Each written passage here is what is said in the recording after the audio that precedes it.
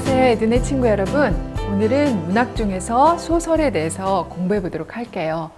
문학 중 소설은 실제로 일어나거나 경험한 일을 그대로 글로 옮긴 것이 아니라 현실에 있음직한 이야기를 작가가 상상해서 거짓으로 꾸며 쓴 글이에요. 이렇게 소설은 작가가 마음껏 상상의 나래를 펼쳐서 있음직한 이야기를 꾸며 쓴 글로 비교적 긴 분량의 글에 삶의 진실을 담아내어 독자에게 즐거움과 감동을 주는 문학의 한 형식이죠.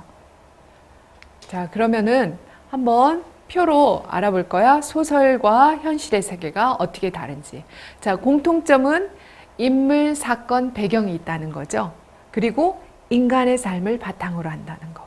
그런데 차이점은 소설의 세계는 꾸며낸 가상의 세계, 그래서 허구의 인물, 필연적인 사건을 전개시켜요. 그렇지만 현실의 세계는 있는 그대로의 현실 세계, 그리고 실제의 인물, 시간에 따른 사건이 전개가 되죠. 사단은 죄를 널리 퍼뜨리려고 온갖 방법을 다 사용하고 있어요. 우리는 소설 속에 나타난 범죄들을 통하여 마음이 죄에 익숙하도록 길들여지고 있어요. 악한 자들이 살아온 경로가 오늘날의 문학서적에 소개되어 하나님의 백성들에게 전달되고 있어요. 정욕을 자극할 수 있는 모든 것들이 재미있는 이야기로 꾸며져 그들에게 제시되고 있죠. 악한 범죄에 대하여 많이 듣고 읽기 때문에 한때는 그와 같은 장면에 막 무서워하고 안 보려고 하던 그런 마음이, 그런 깨끗하고 부드러운 양심이 마침내는 굳어져서 결국 그런 일들을 아주 재미있는 듯이 오래 마음에 간직하게 돼요. 그래서 이런 소설은 조심하지 않으면 안 돼요. 요즘은 인터넷을 통해 소설이 무분별하게 막 나와요. 그래서 특히 청소년들이 많이 읽어요. 좋아하는 인기 있는 분야로 또 자리 잡고 있어요. 그러나 이것이 얼마나 위험한지 지금부터 180년 전에 쓰여진 한 영감의 글에 이런 일에 대하여 엄하게 경고하고 있어요. 오랜 세월 사람들의 생각을 지배하기 위하여 세상의 여러 가지 것을 탐닉하는데 특히 많은 청년들이 독서에 매우 열중하고 있다. 그들은 그들이 얻을 수 있는 것은 무엇이나 읽는다. 재미있는 연애소설이나 불순한 그림들에는 타락시키는 가마력이 있다. 많은 사람들이 소설을 열심히 탐독한 결과로 상상력을 불결하게 만든다. 도처에 타락이 충만한 시대이다. 안목의 정욕과 육신의 정욕은 바라보고 읽음으로써 깨우쳐진다. 마음은 상상을 통해 타락된다. 통속적인 이야기를 책의 형태로 만드는 것이 우리의 행복의 필수적인 요소가 아니다. 세상에는 이러한 종류의 문학작품이 범람해 있다. 이러한 책이 쉽게 판매된다는 사실이 반드시 그러한 책들을 읽어야 한다는 증거가 되는 것은 아니다. 이야기에 대한 욕구는 풀이나 나무나 집처럼 가치 없는 수많은 책들을 내놓고 있다. 이러한 책들은 그 마음이 육신적인 사랑을 추구하도록 교육받은 사람들에 의해 쓰여졌다.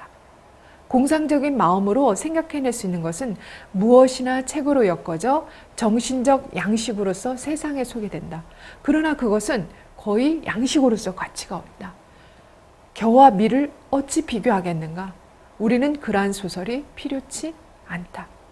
선정적이고 무가치한 문학으로부터 젊은이들을 건져내기 위하여 우리가 그들에게 보다 높은 수준에 속한 소설을 제공해 주어야 한다는 주장이 이따금 거론된다. 그것은 마치 주정뱅이에게 위스키나 브랜디 대신에 포도주, 맥주, 사이다와 같이 부드러운 알코올성 음료를 제공해 줌으로써 그의 주벽을 치료해 주고자 노력하는 것과 같다. 그와 같은 것들의 사용은 보다 강한 술을 마시고 싶은 욕망을 계속해서 일으킬 것이다. 술꾼을 위한 유일의 안정과 금주가를 위한 유일의 방어책은 완전히 금주하는 일이다. 소설을 좋아하는 사람에게도 같은 법칙이 적용되는 것이 사실이다.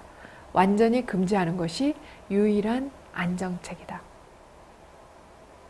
그러면 도대체 소설이란 말은 어떻게 생겨났을까요? 소설은 영어로 너블이라고 하죠.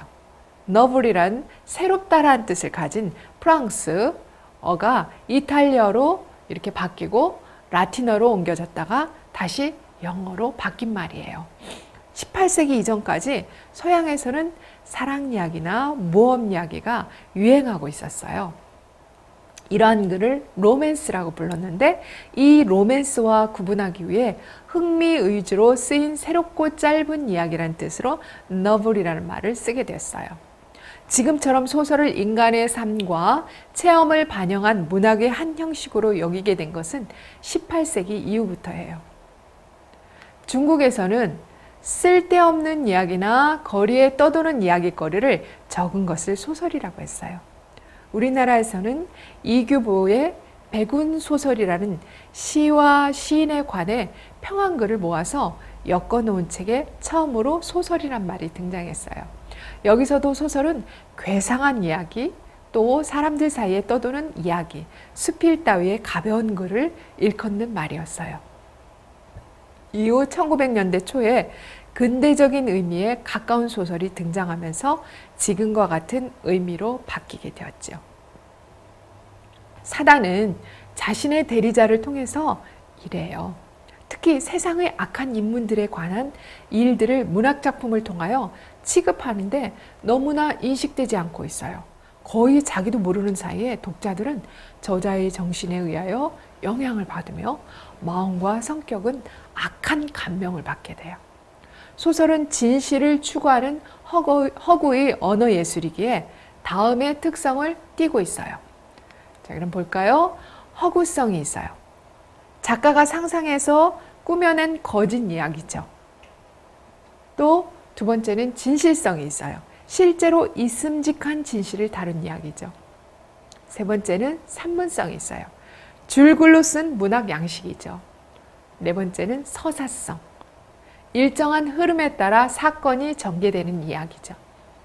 그리고 다섯 번째는 예술성이 있는데요. 형식과 내용의 아름다움을 추구하는 언어 예술이에요. 소설은 실제로 일어난 일이 아니라 현실에서 있음직한 이야기를 작가가 상상해서 꾸며 쓴 글이라고 우리가 말했죠. 그래서 소설은 우리의 믿음에 좋은 영향을 끼치지는 않아요. 어느 영적인 하나님의 사람은 다음과 같이 경고를 했어요. 의심스러운 책의 표지를 열어서는 안 된다. 사단의 문학에는 악마적인 매력이 있다. 그것은 사단이 단순한 믿음을 파괴하는 강력한 포탄이 된다. 자신은 믿음이 없는 자가 쓴 책을 읽어도 괜찮다고 생각해서는 안 된다. 그런 책에는 독사와 같은 독이 포함되어 있기 때문이다. 자, 그러면 또 소설의 3요소에 대해서 한번 알아볼까요? 소설의 3요소는 주제, 구성, 문체예요. 그럼 각각에 대해서 또 알아볼까요? 주제란 작가가 작품을 통해서 나타내려고 하는 중심 생각을 말해요. 작가가 세상을 어떻게 바라보고 무엇을 가치 있게 여기는지에 대한 작가의 생각이 작품에 녹아 있어요. 작품에 따라서 주제가 겉으로 드러나 있는 것도 있고 살짝 비추기만 하는 것도 있어요. 또한 겉으로는 형제 우애를 내세우지만 속으로는 대책 없는 흥부의 게으름을 비웃는 흥부전처럼 겉과 속의 주제가 다른 것도 있지요.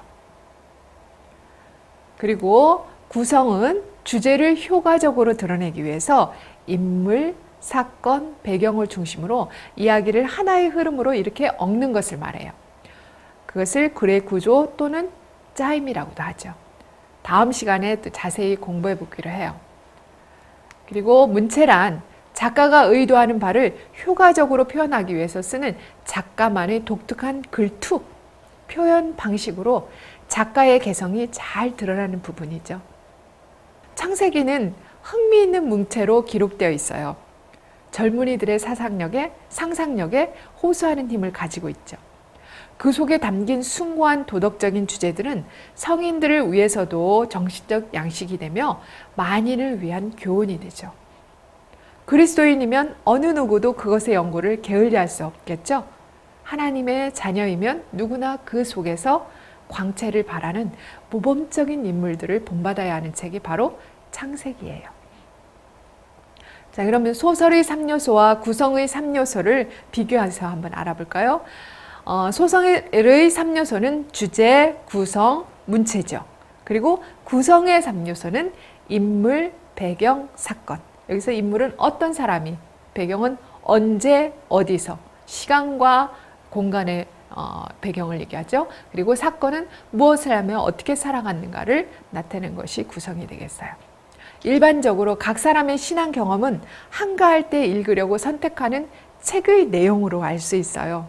건강한 정신과 건전한 신앙 원칙을 가지려는 청년들은 하나님의 말씀을 통하여 하나님과 교통하는 가운데 생활하지 않으면 안 돼요. 그리스도를 통한 구원의 길을 지적해 줌으로써 성경은 더 높고 더 좋은 생애로 인도하는 안내자가 되죠. 성경에는 일찍이 기록된 것 중에서 가장 흥미롭고 교훈적인 역사와 전기가 포함되어 있기 때문에 소설을 읽음으로 상상력이 왜곡되지 아니한 자들은 성경이 모든 책 중에 가장 흥미있는 책임을 발견할 것이에요.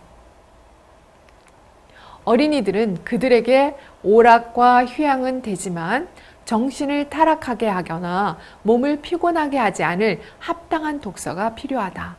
만일 그들이 연애 이야기나 인터넷 소설들을 즐기게 되면 교훈적인 서적들은 그들에게 불쾌한 것이 될 것이에요.